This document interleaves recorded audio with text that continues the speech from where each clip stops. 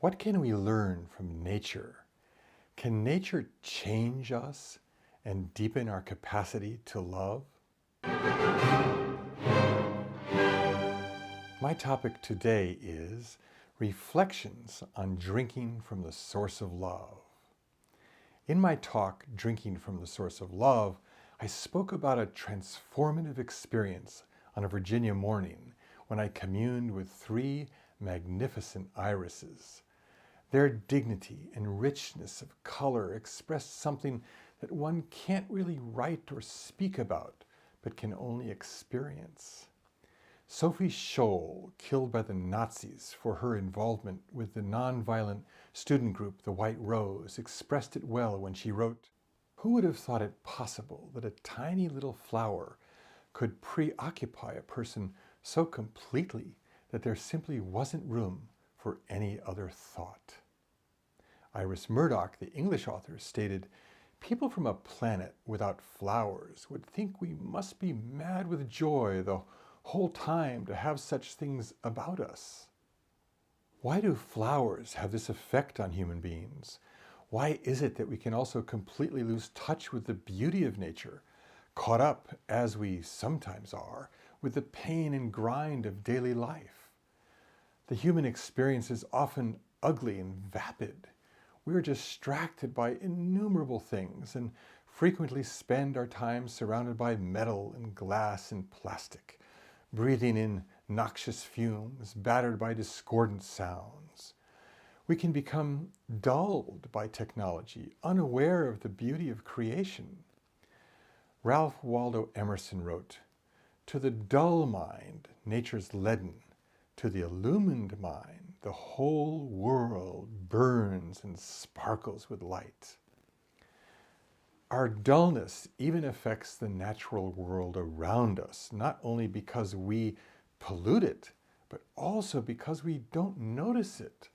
Soot-covered trees at a highway exit are lonely creatures, unloved and in pain. Nature is often unloved because we, the ones for whom nature was created, have not yet become fully resonant with the invisible messages transmitted through the natural world. Henry David Thoreau wrote that if a man walks in the woods for love of them half of each day, he is in danger of being regarded as a loafer. But if he spends his days as a speculator, shearing off those woods and making the earth bald before her time, he is deemed an industrious and enterprising citizen. We are not entirely at peace. The world is not at peace. Yet we are surrounded by peace, emanating from the songs of birds, the glory of wildflowers, and the calm grandeur of trees. How many of us have felt a deep spirit of joy while viewing the colors laid across the sky by the sun rising or setting? Many of us can agree with Joseph Campbell's statement that God is the experience of looking at a tree and saying, "Ah."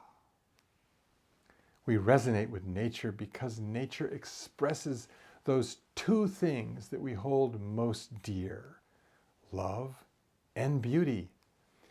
Human beings seem to possess an emotional and spiritual radar system that allows them to sense a vast and invisible world of thoughts and feelings.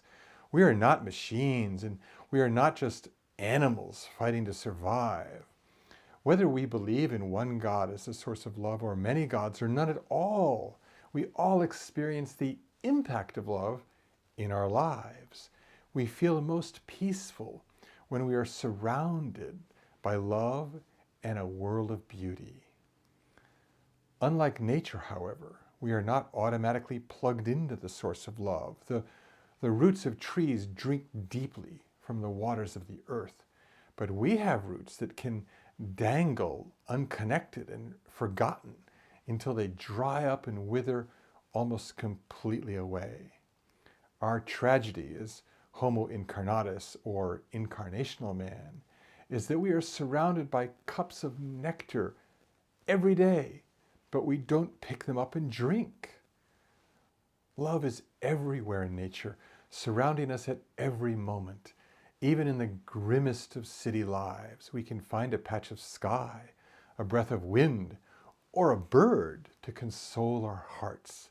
In the poetic essay Easter in the fleur-de-lis booklet, The Garden of the Nightingale, 19th century English author M. Aumanier wrote about the music of young leaves, the unheard melodies of daisies in the grass, and the beauty of spring.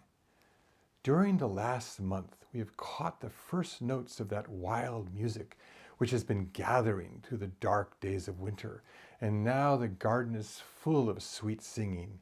Each blade of grass, each tiny drop of dew holds a note of music. With the winter past and the summer all before, even the rain has the sound of a song. In a different text, Aumanier wrote, "There is always music amongst the trees in the garden, but our hearts must be very quiet to hear it."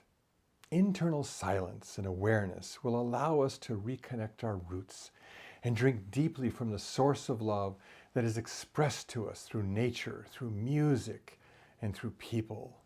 By doing so, we will find peace, we will become peace, and we will carry our peace with us wherever we go. Thank you for watching.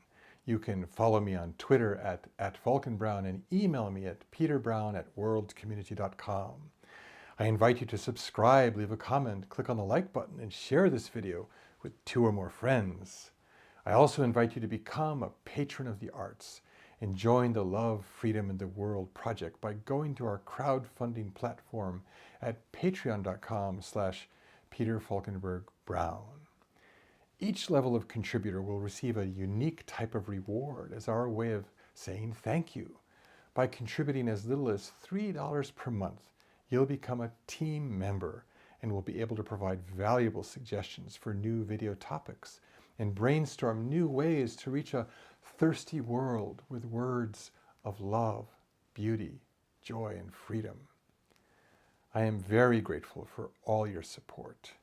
I could not do this without you. So until next time, love and blessings, and thank you.